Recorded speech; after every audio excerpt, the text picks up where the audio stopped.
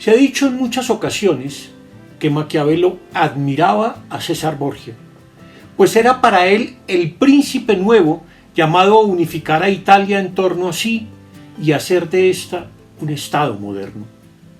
¿Pero es esto cierto? Lo es en un sentido general, aunque con algunos matices. Para empezar, lo que sentía hacia César Borgia no era admiración personal. No tenía razones personales y menos políticas para apreciarlo. No era su amigo, más bien desconfiaba de él. Y sobre todo César representaba un gran peligro para su patria, pues su expansión por la Romaña amenazaba seriamente la estabilidad política de Florencia. Sin embargo, el duque Valentino, así lo llamaban, encarnaba dos cosas que para él, para Maquiavelo, eran esenciales en política. Por una parte, el intento por hacer de Italia una nación unificada en medio de las disputas intensas y permanentes entre grandes ciudades y pequeños territorios. Por la otra, esa firme decisión de lograr los objetivos que resultaba admirable frente a la timidez e indecisión de los gobernantes de las ciudades italianas, incluido entre ellos el propio jefe de Maquiavelo, el gonfaloniero Piero Soderini. Pero como todos, César Borgia fue preso de la fortuna, que primero le fue favorable, pues contaba con el apoyo de su padre, que era nada menos que el papa del momento, pero que luego le fue totalmente contraria en el momento cumbre de su campaña militar y política, cuando su padre murió y él dejó que fuera reemplazado por alguien en quien no podía ni debía confiar, el nuevo papa Julio II. Así pues, Maquiavelo no admiraba en sentido estricto al duque, pero al menos lo veía como un modelo de acción que los gobernantes de su tiempo deberían tener en cuenta. Así lo dice en El Príncipe. César Borgia adquirió el Estado gracias a la fortuna de su padre y con el irse de ella lo perdió, a pesar de haber recurrido a todo tipo de medios y haber hecho todas aquellas cosas que un hombre prudente y virtuoso debía hacer para poner sus raíces en aquellos estados que las armas y la fortuna de otros le habían proporcionado. Así pues, si se estudian atentamente todas las acciones del duque, se podrá ver que se había procurado fundamentos sólidos para su futuro poder. Estimo que no es superfluo examinar dichas acciones, puesto que yo mismo no sabría dar a un príncipe nuevo otros preceptos mejores que el ejemplo de su conducta. Pues si sus disposiciones no le rindieron fruto en última instancia, no fue por culpa suya, sino de una extraordinaria y extrema malignidad de la fortuna.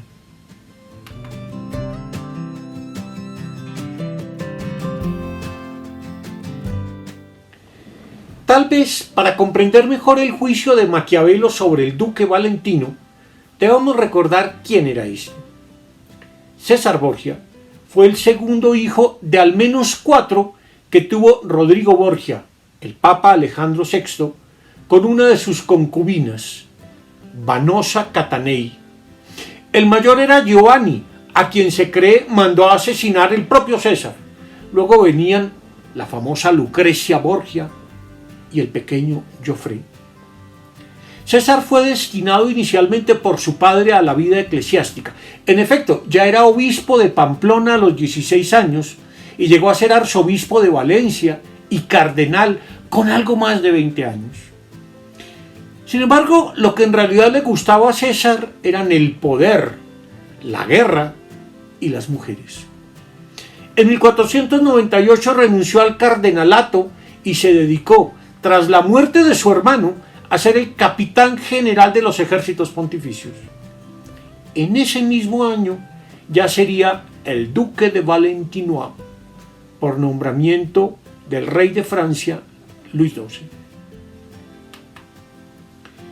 Y muy pronto César empezó la conquista de la Romaña, es decir, de los territorios del centro de Italia cercanos a Roma.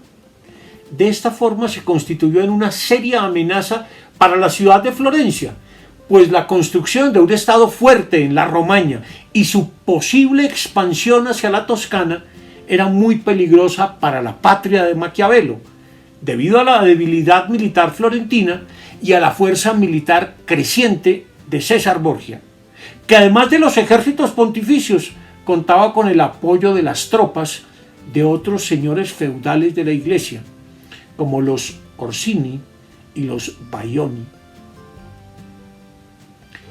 Dicho peligro se hacía aún mayor por la política florentina, que era siempre tímida ante el enemigo, y por las dificultades para lograr un acuerdo entre los Borgia y diversos sectores de la nobleza florentina.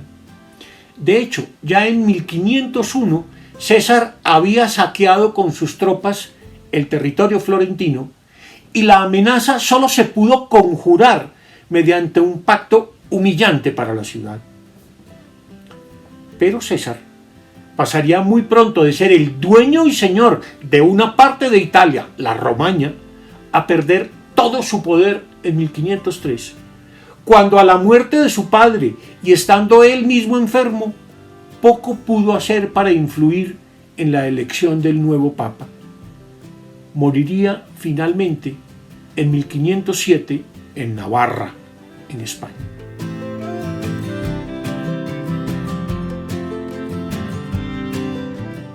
Ya en 1504, Maquiavelo hablaba en su primer decenal, un poema de 550 versos, en donde recogía los últimos 10 años de la historia italiana, de la presencia de César en la Romaña, pues le había seguido la pista por años, dado que representaba un serio peligro para la estabilidad política de Florencia.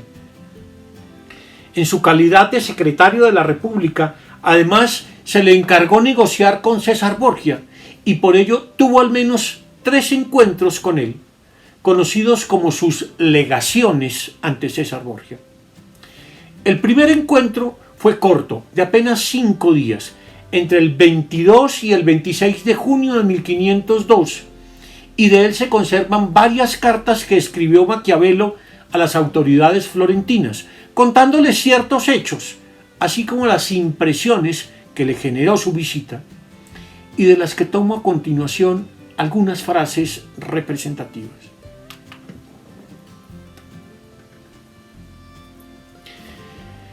Vinieron a eso de las 2 de la noche y fuimos al palacio donde está alojado el duque, él solo con unos pocos de sus hombres.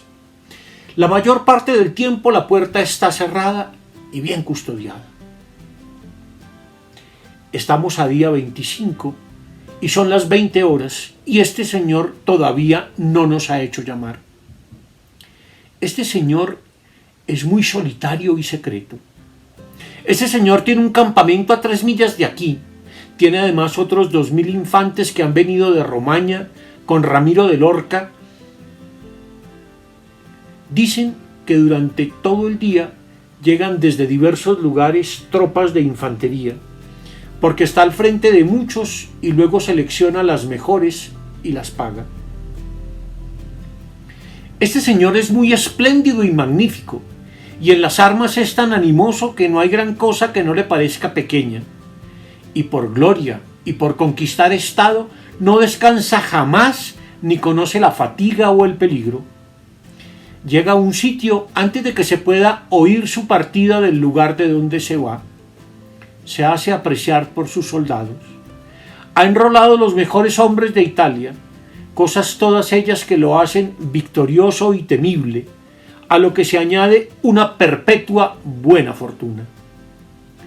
En el caso de que todavía quede pendiente alguna negociación, ruego a vuestras señorías que me envíen un compañero, porque yo no estoy en condiciones, ni por facultades, ni por deseos, de llevar a cabo solo un encargo de este tipo.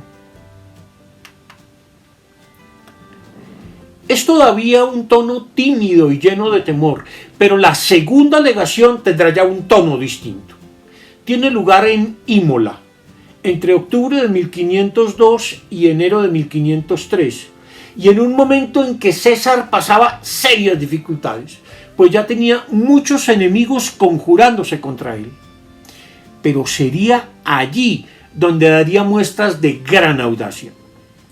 Se puede seguir a través de diversas cartas e informes de Maquiavelo, y es sin duda la más importante, porque ahora él tiene tiempo suficiente para analizarlo más despacio, para explorar sus gestos e intenciones, y con ello construir ese certero juicio sobre el duque del capítulo 7 de El Príncipe. Pero habrá todavía un tercer encuentro entre los dos, que tendrá lugar en Roma en octubre de 1503, con ocasión del cónclave en que fue elegido Papa Julio II. En agosto de ese año había muerto Alejandro VI, y tras el brevísimo papado de Pío III, en la elección del nuevo Papa se jugaban asuntos cruciales de la política italiana. El gobierno de Florencia, consciente de eso, envió a Roma a Maquiavelo para que lo mantuviese informado de todo lo que allí sucediera. Pero el César Borgia, que ahora conoce Maquiavelo, es muy distinto del anterior. Ha empezado ya su decadencia. Ha pasado por una larga y penosa enfermedad. Su padre ha muerto, y aunque intriga para influir en la elección del nuevo pontífice, comete un grave error, que será la causa de todas sus desgracias posteriores. Decide apoyar al cardenal Giuliano della Rovere para que éste sea el nuevo Papa, Julio II. La fortuna se ha vuelto en su contra y, para colmo, este error imperdonable le hace perder todo poder y todo respeto. De ello nos deja clara constancia el propio Maquiavelo. Si no podía hacer papa a quien quería, podía conseguir al menos que no lo fuera quien no quería. Pero de no haber estado enfermo a la muerte de Alejandro, todo le hubiera resultado fácil. Él mismo me dijo personalmente, en los días en que fue elegido Papa Julio II, que había pensado en lo que pudiera suceder a la muerte de su padre, encontrando el remedio conveniente a cada cosa, pero que no había pensado jamás que en aquella ocasión también él mismo estuviera a punto de morir.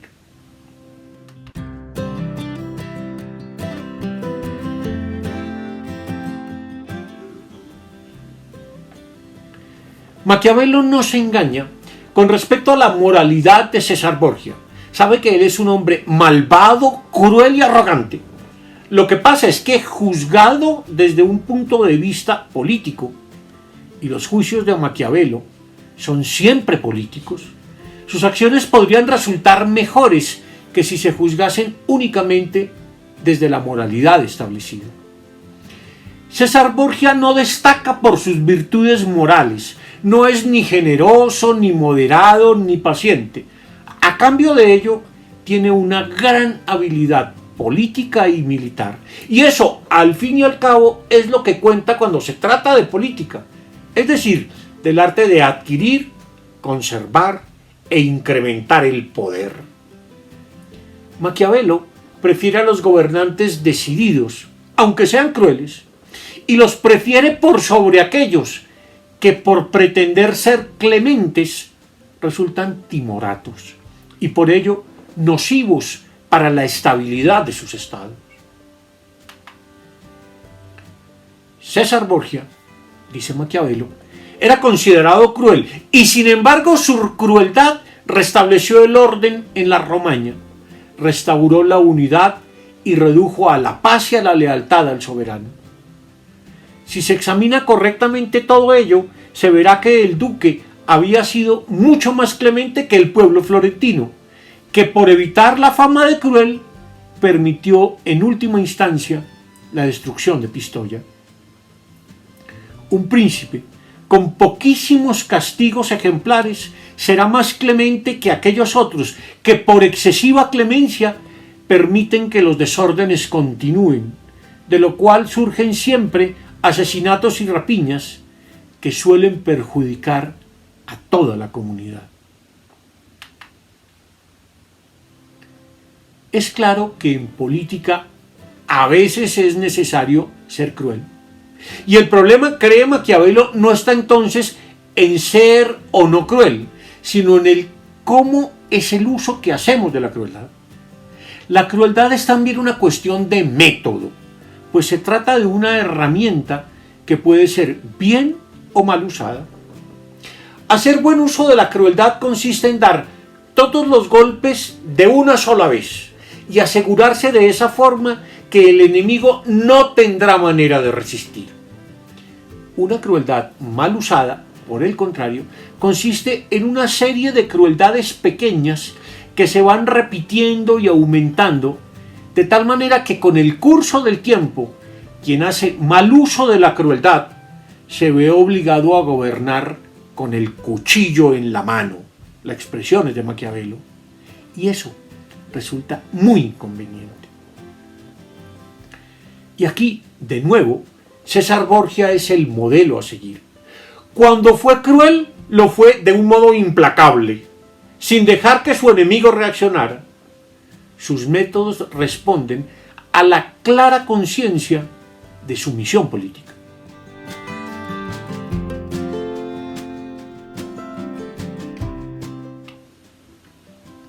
César fue un genio en el modo de administrar la crueldad, porque lo hacía sin untarse las manos. Para liberarse de Giovanni, su hermano mayor, arrogante y libertino, contrató a un sicario de la época que se encargó de que apareciera muerto flotando un día cualquiera en el río Tíber en Roma. La impunidad estaba asegurada tratándose del hijo del Papa. Para conquistar la Romaña se sirvió, entre otros, de Ramiro de Orco, un hombre cruel y despiadado al que dio plenos poderes para someter los diversos poblados que conformaban esta parte del centro de Italia, pero al que luego, para congraciarse con sus súbditos, hizo decapitar, como nos relata el propio Maquiavelo en el capítulo 7 del Príncipe. Pero Maquiavelo es además amigo del dramatismo y le gusta narrar los acontecimientos con certeza y precisión. Para dar cuenta de los métodos del duque, nos expone paso a paso el modo como éste sofocó la rebelión de una serie de condottieri con los que hubo de enfrentarse. Nos describe con todo detalle cómo negocia con ellos, cómo los engaña, cómo procede a su captura y finalmente cómo asesina a cada uno en uno de sus textos más crudos e impresionantes. La descripción de cómo procedió el duque Valentino para matar a Vitelloso Vitelli, Oliverotto da Fermo, Paolo Orsini y al duque de Gravina Orsini. Pocos textos retratan de forma tan clara el temperamento y los métodos de César Borgia. ¿Acaso Maquiavelo glorificaba la violencia? No, no se trata de eso. Solo de describir con precisión y sin hacer juicio moral alguno un acontecimiento y demostrar el modo como César Borgia logra lo que pretende, siendo, en sus propias palabras, un perfecto disimulador. Y sobre la base de ello, de establecer un principio político fundamental, que no se debe ofender a un príncipe y luego fiarse de él. Esto es un error grave, que paradójicamente cometería el propio César al apoyar la elección de Julio II.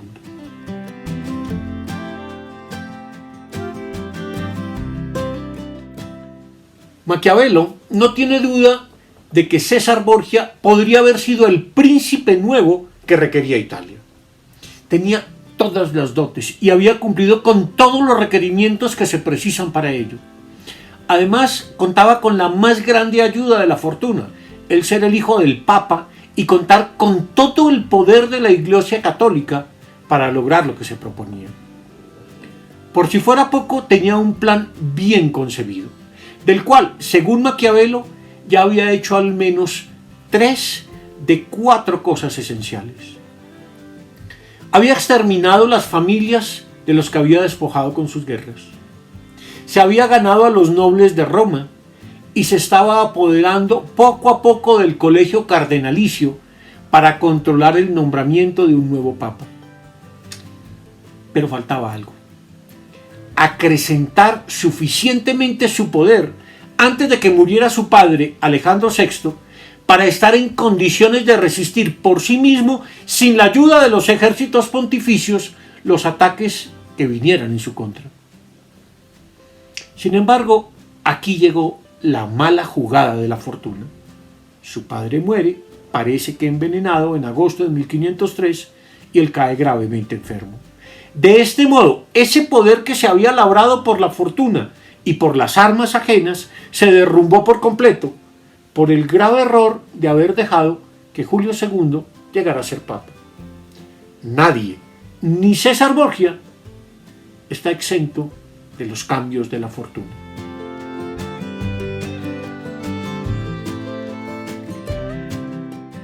Sin duda, Maquiavelo recibió grandes lecciones de política de César Borgia, y sin duda admiraba su decisión y arrojo. Pero lo que había aprendido por experiencia, y de un modo tan personal y directo, solo podría validarse si se miraba a la luz de una experiencia más universal, la de los antiguos. La vocación para pensar de este modo más universal le llegó por la misma época en que César caía en desgracia, hacia mediados del año 1503, y a propósito de un problema concreto: el de cómo debía enfrentar la República de Florencia la rebelión de una serie de poblados cercanos a ella. De allí surge uno de sus escritos más interesantes de la época de Secretario: cómo tratar a los pueblos rebeldes de Valdichiana. En dicho escrito, partiendo de un pasaje del discurso de Lucio Furio Camilo ante el Senado romano, tras haber vencido a los pueblos rebeldes de Lacio, un pasaje que traduce él mismo de la obra de Tito Livio, Maquiavelo hace una crítica furibunda de la política florentina ante los pueblos sublevados el año anterior, consistente en buscar una vía conciliadora. Aquí, como en otras partes, e inspirado siempre en el modelo romano, invita a tratar con decisión y dureza a los pueblos rebeldes, y aprovecha de paso para alabar la grandeza de las acciones y el sentido de la oportunidad política que tenían tanto César Borgia como su padre, el Papa Alejandro VI. Si es cierto, dice Maquiavelo, que las historias son las maestras de nuestras acciones, no estaba mal que quien tenía que castigar y juzgar los territorios de Valdichiana tomara ejemplo e imitara a quienes fueron los señores del mundo, especialmente en un caso en el que ellos os enseñan con exactitud cómo os tenéis que gobernar.